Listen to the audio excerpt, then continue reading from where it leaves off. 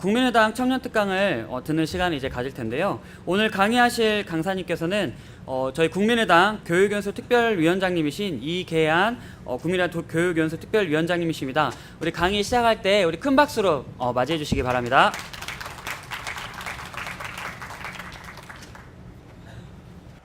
이계한입니다. 저는 앞서 강의해 주신 그 송 박사님처럼 박사학위를 가진 사람이 아니어서 좀 조심스럽습니다. 우리 집에서는 박사학위를 뭐라고 말하냐면 The License to Say Lie라고 말합니다. 알아두셨습니까? 박사학위를 뭐라고 그러냐면 거짓말할 수 있는 면허라고 그러는데 저는 박사학위가 없어서 거짓말할 수가 없어서 진실만을 말하겠습니다. 잘 들어주시기 바랍니다.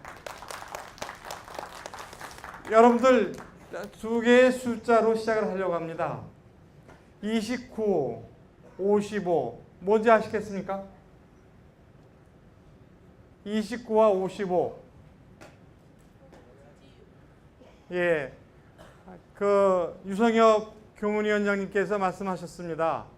교문위원회에서 열심히 미르재단이니 이런 것 저런 것을 심하게 들춰냈더니 박근혜 대통령 국정 지지도가 29%까지 떨어졌다 하는 29%이고요. 55%는 사실상 임기가 한 달뿐이 남지 않은 오바마 미국 대통령의 국정 지지도입니다. 국정 지지도 29%라고 하면 적어도 오늘 아니면 내일 투표한다고 하면 박근혜 2세는 탄생하지 않는다. 박근혜 대통령이 점지한 사람이 대통령이 되지는 않는다. 그런 의미가 되겠습니다. 그런 뜻에서 제가 오늘 강의할 제목은 이렇습니다. No more of the same. 발음은 엉터리인데 뜻은 그런 겁니다. 현재 집권하고 있는 사람의 집권이 더 연장되지 않도록 하자. 이거는 1992년도에 클린턴 대통령이 대통령 후보로 나오면서 아버지 부시를 거꾸로 틀기 위해서 세 가지 구호를 걸었는데 그 중에 첫 번째 구호입니다. 여러분들은 많은 자리에서 여러 사람들의 입을 통해서 이런 얘기를 들었을 겁니다. It is economy stupid라는 말을 들으셨을 겁니다.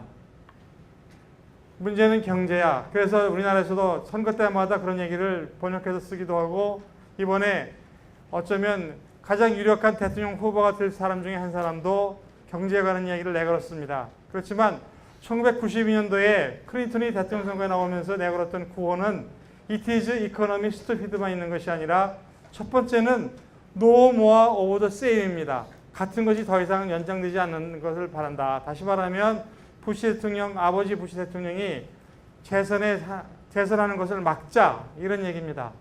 그 다음에 하나 더 한다고 그러면 Don't forget Medicare라는 것이 있었습니다. 이 이야기를 가지고 오늘 얘기를 하려고 합니다.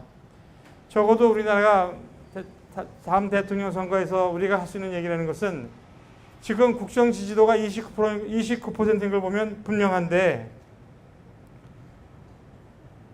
다시 말씀을 드리면 박근혜 대통령이 점지하거나 박근혜 대통령이 지지하는 새누리당 후보가 대통령이 될 가망성은 높지 않은데 그러면 그런 상황 속에서 그런 전국 속에서 국민의당이 실질적으로 승리하려면 무엇을 어떻게 해야 될까 하는 얘기에 대해서 제가 생각하는 것을 여러분들과 함께 나눠봤으면 하는 것이 오늘의 강의 내용입니다. 제가 오늘 강의할 순서는 제가 한 장씩 프린트하면서 나눠드렸는데 한번 봐주셨으면 좋겠습니다. 제목으로 No more of the same 전국에서 국민의당이 승리하는 전략이라고 썼고 그 다음에 No more of the same을 앞에서 설명드렸던 것처럼 1992년도 빌 클린턴이 대통령 나왔을 때 내세웠던 세 가지 구호 중에 하나라는 것을 말씀을 드렸습니다.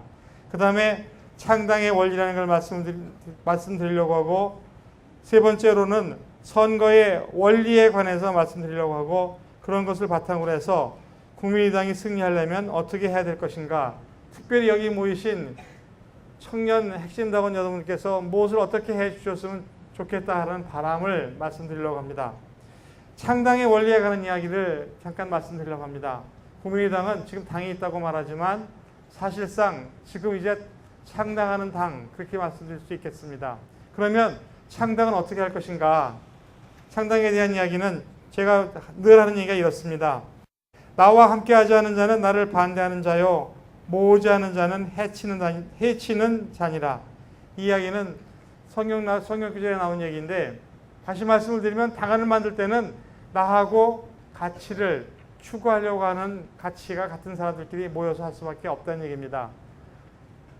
이 창당의 원리를 여기서 말씀드리는 것은 두 번째 말씀드리는 선거의 원리를 말씀드리려고 이 말씀을 드리는 것인데, 우리가 불가피하게 당을 만드는 과정 속에서는 이 사람이나 저 사람이나 아무나 모아서 창당을 할 수 있는 것이 아니라 국민의당의 정강 정책에 같이 하고 국민의당이 집권하는 데 동참할 수 있는 사람들끼리 모여서 정당을 만들 수밖에 없다. 그런 의미에서 다시 말씀을 드리면 나와 함께하지 않은 자는 나에 반대하는 자요, 모으지 않은 자는 해치는 자라는 그러한 원칙에서 당을 만들 수밖에 없다는 말씀을 드립니다.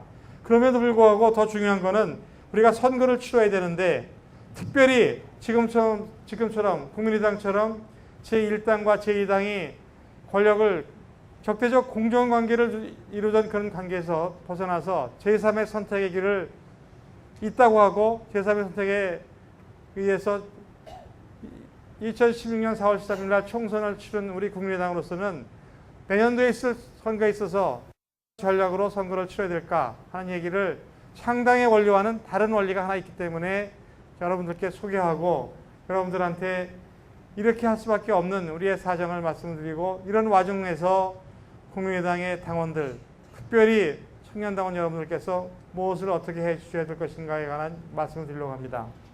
세 번째 선거의 원리는 제가 이렇게 소개했습니다. 나를 반대하는 자는 나를 위하는 자다. 앞에서는 나하고 같이 하자는 자는 다 내 적이라고 말했는데, 뒤에서 선거의 원리라고 제가 인용하고 있는 대목에 가서 보면 나를 반대하지 않는 자는 다 나를 위하는 자다, 이렇게 말씀을 드리고 있습니다. 이 대목 때문에 사실상 4월 13일 선거 치를 때 굉장히 고생을 많이 했습니다. 나를 반대하지 않는 자는 다 모으려고 하면 연대해야 되고, 필요하면 후보 단일화도 해야 되는데, 우리는 선거 치를 때 그 세 번째 원리인 선거의 원리보다는 창당의 원리에 서로 더 많은 말을 많이 하고 집착해서 선거를 치렀습니다. 그러다 보니까 정당 투표율은 26.74%를 받아서 굉장히 좋은 성적을 냈다고도 말하지만,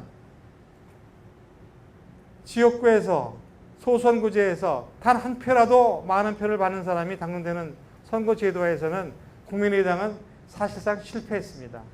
여러분들은 전라남도, 전라북도, 광주를 보시면서 제1당이라고 말씀하실지 모르지만, 서울에서 두석대 빼놓고 지역위원회, 지역 정당으로서 지역구에서 당선된 후보가 하나도 없다.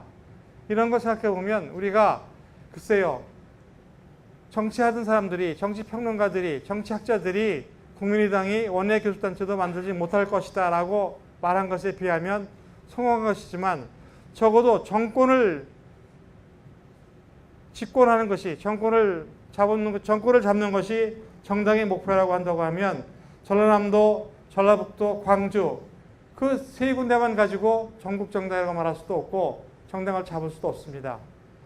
제가 다시 한번 말씀드리거니와 정당 투표율에서 26.74%를 받아서 제2당이 되었다라고 말하고 굉장히 의미를 많이 부여하는 분도 많고, 그 외에 터전을 잡아서 2017년에 우리가 좀 더 잘하면 대통령을 배출하는 정당이 될 것이다 말하지만, 저희들이 선거 치를 때 과연 정당을 만드는 원리와 선거를 치르는 원리가 부딪혔을 때 어떠한 원리에 가까이 갔었어야 할까에 대해서는 다툼의 여지가 있다는 얘기를 저는 말씀드립니다. 그러면서 제가 내년도에 이대로 가면 분명하게 박근혜 대통령의 국정 지지도가 29%라는 것을 비춰볼 때 분명히 박근혜 대통령 2세 또는 박근혜 대통령이 점지하는 대통령이 나오지 않는 것은 분명한데, 그렇다고 해서 국민의당이 대통령을 배출할 수 있는 것이냐라는 것에 대해서 여러분들도 저도 또 많은 사람들도 그렇습니다, 시간만 가면 국민의당이 대통령을 배출합니다라고 말하는 사람은 많지 않다라는 것이 우리가 보고 있는 현실이라는 것을 다시 한번 말씀드리면서, 그러면 국민의당이 승리하려면 어떻게 해야 될 것인가에 대한 이야기를 말씀드리겠습니다. 지금 제가 거기 숫자를 하나 제시했습니다. 55대 45가 41대 33대 24가 되었다라는 말씀을 드렸는데, 이 표는 제가 선거를 치렀던 경기도 평택을 지역구 선거에 대한 설명입니다. 제가 안철수 대표를 따라서 탈당하기 이전에 새누리당과 더불어민주당의 정당 지지율은 55대 45였습니다.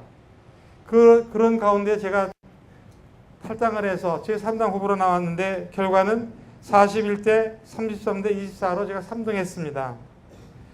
3명이 나와서 선거를 치르면서 제가 내심 기대했던 것은 어떤 것이었냐면, 그 밑에 썼던 37대 25대 38쯤 해서 내가 당선되는 것이 목표였고 그런 운동을 했습니다. 다시 말씀을 드리면 55%이던 새누리당 지지도에서 18% 정도를 뺏어오고 45% 정도의 지지를 받는 더불어민주당에서 20%를 뺏어다가 새누리당은 37을 만들고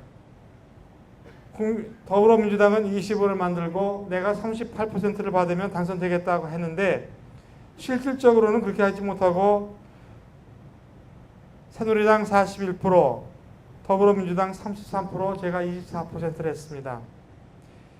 저 스스로 제 선거를 반성해보면서 생각해보면 더불어민주당에 가 있는 33% 중에서 적어도 우리가 8% 정도를 더 받았어야 되는데, 그렇게 하려고 했으면 어떠한 정책을 내세우고 어떠한 공약을 내세우고 어떻게 선거 캠페인을 했을까 하는 생각을 하나 해보고, 또 새누리당에서 41%가 새누리당에서 4%를 뺏어서 새누리당을 37%까지 끌어내렸어야 되는데, 내가 어떠한 정책을 내세우고 어떠한 공약을 하고 어떻게 선거 캠페인을 하면 그렇게 할 수 있을까 하는 반성을 해보면서 제 선거 결과에 비추어서 내년도에 전개될 수 있는 선거의 국면을 생각해 보는 겁니다.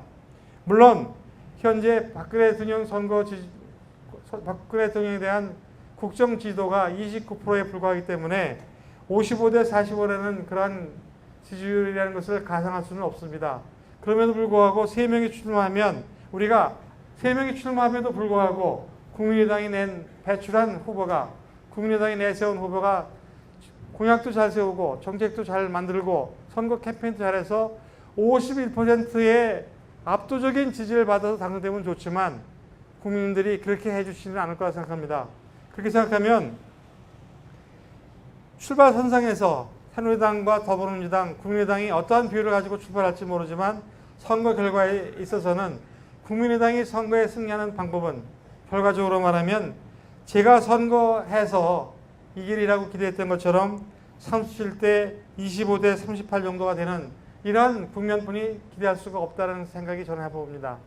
특히 우리는 이미 이런 선거를 한번 치러봤습니다. 여기 계신 분들이 연령대가 어떻게 되어서 그때가 몇 살 때쯤 되는지 모르지만 1987년도에 네 당이 선거를 치렀습니다. 새누리당 전신이 나왔고 더불어민주당과 국민의당의 전신이라고 할 수 있는 평민당이 나왔고, 새누리당에 흡수된 김영삼 대통령의 정당이 나왔고, 김종필 전 총리를 대표로 하는 신민주당인가요? 네 당이 나와서 선거를 치렀습니다. 그 결과 노태우 대통령은 30% 후반대의 지지율을 받아 당선이 됐습니다. 이런 경험이 있기 때문에 우리 정서에 흐르고 있는, 지금 현재 정치판에서 흐르고 있는 한 가지 기대 중에 하나가 뭐냐면, 각자 다 자기 논에 물을 대는 것이긴 하지만 박근혜 대통령의 국정지지도가 29%가 되었다는 것은 분명히 정권 교체를 바라는 국민이 많고, 잘하면 정권 교체를 이룰 수 있고, 잘하면 자기 당에서 내세운 후보가 될 수 있다. 그렇기 때문에 자기 세력을 강고히 하는, 선거의 원리가 아닌 창당의 원리로 당을 만들어가고 있는 사람들이 많이 있습니다. 우리가 잘 알고 있는 더불어민주당을 보십시오. 당 대표가 누가 됐으며 최고위원들이 어떠한 과정을 거쳐서 어떠한 후보가 견주어서 경쟁을 해서 후보가 되었는지를 한번 살펴보시면 제가 말씀드리는 것이 여러분들한테 가슴에 닿을 것입니다. 특별히 여성위원장 선거한 걸 보십시오. 제가 남의 당의 최고위원인 여성위원을 폄하하는 것은 아니지만 총선에서 나와서 떨어진 양영자 후보하고 재선 의원인 유은혜 의원이 붙어서 싸웠는데 몇몇 사람들의 극소수의 온라인 당원들이 극성을 떠들어서 양영자 의원이 당되지 않았습니까? 그런 걸 보면 그 당은 분명히 사자 필승론을 말한 것처럼 3자가 나오면 반드시 필승하고 그 역할 속에서 우리 당에서 배출한 후보가 이를테면 안철수 대표나 현정리 대표나 또는 제3의 후보가 새누리당의 지지율을 제가 말하는 것처럼 37% 이하로 끌어내리고 자기들은 38%를 먹어서 당선되겠다는 계산을 하고 있다고 봅니다. 이런 과정 속에서 우리가 무엇을 어떻게 할 것인가? 저는 두 가지 정책에 관해서 우리가 관심을 가지고 특별히 청년들이 관심을 가지고 보셔야 한다고 생각합니다. 제가 2016년 4월 13일 날 치른 선거 결과를 놓고 아쉽다라고 말한 것처럼 새누리당의 지지표를 좀 더 많이 끌어오기 위해서는 적어도 경제정책에 있어서 우리가 총선 때 내세웠던 것보다는 좀 더 적극적으로 좀 더 전향적으로 경제정책을 내세우고 공약을 해야 될 것이라는 생각을 합니다. 그 점은 경제에 있어서 특별히 성장에 대해서 소홀히 해서는 안 될 것이라는 그러한 생각을 제 스스로 하고 있습니다. 두 번째로 반대로 33%를 받아간 더불어민주당에서 8% 이상 더 뺏어오려고 하면 경제정책보다는 복지정책에 있어서 혁명적인 공약과 정책을 제시해야 한다고 생각합니다. 그렇게 함으로써 더불어민주당이 미처 챙기지 못하는 청년과 여성, 노인 등 사회적 약자로부터 많은 지지를 끌어내는 것이 2017년도에 실시될 대통령 선거에서 3자 구도가 되던 아니면 우리 당으로 후보가 새누리당을 지지하는 사람들은 다 우리 당으로 집합을 하던 후보를 내세워서 집권할 수 있는 그러한 정당이 되고 그런 후보를 낼 수 있고 그래서 여기 계신 분들이 다 함께 정권에 참여할 수 있는 그러한 기회가 있을 거라고 생각합니다. 혹시 제가 지금까지 말씀드린 것에 대해서 질문하거나 궁금하신 게 있습니까? 질문할 것이나 궁금한 것이 없으시면 제가 여러분들한테 식소사본에 관한 이야기 한 가지만 더 마치고 국민의당의 당원들이 특별히 청년 당원들이 여성 당원들이 선거에서 최전선에 서서 핵심적인 역할을 할 여러분들이 국민당원답게 하기 위해서 무엇을 어떻게 할 것인가에 대한 말씀으로 제 말씀을 마치겠습니다. 이 식소사본이라는 얘기는 제가 삼국지에서 여러분들 들으셨을 거라고 생각하는데 식소사본 얘기는 여러분들이 잘 아시는 얘기일 수도 있고 새롭게 해석할 수 있는 얘기이기도 합니다. 제가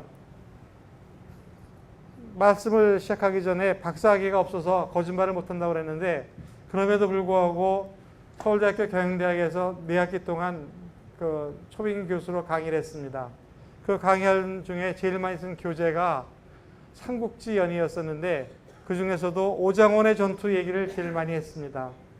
오장원의 전투는 삼국지를 보신 분들은 기억하시겠지만 제갈공명으로서는 마지막 전투라고 할 수 있고 제갈공명보다도 더 출중하다고 할 수 있는 지략가를 볼 수 있는 그러한 전투입니다. 제갈공명이 원정을 가서 오장원의 전투를 합니다. 그때 위나라의 장군은 사마중달이고 사마중달은 사마중달대로 아주 탁월한 지략가이기 때문에 제갈공명의 전략을 꿰뚫어 봅니다. 제갈공명은 원정군이었기 때문에 단기전을 해야 되고 그렇기 때문에 빨리 성을 지키고 있는 사마중달 군사를 밖으로 불러내서 전투를 치러야 됩니다. 그러나 사마중달 또한 아주 탁월한 전략가인지라 전투를 치르지 않고 지구전을 벌입니다. 그러니까 제갈공명이 사자를 보내서 사마중달을 분기탱천하게 만듭니다. 그 방법이 꼭 여자 옷을 보내죠. 여자 옷. 그러니까 그 여자 옷을 보내는 것은 너는 사내장부답지 않고 좀 째째하고 뭐 이런 식으로 약을 올려서 분기탱천하게 해서 성 밖을 끌어내고자 하는 전략이었었는데 이것을 간파한 사마중달이 어떻게 하냐면 사자한테 그런 옷을 가지고 온 제갈공명의 사자한테 넌지시 물어봅니다.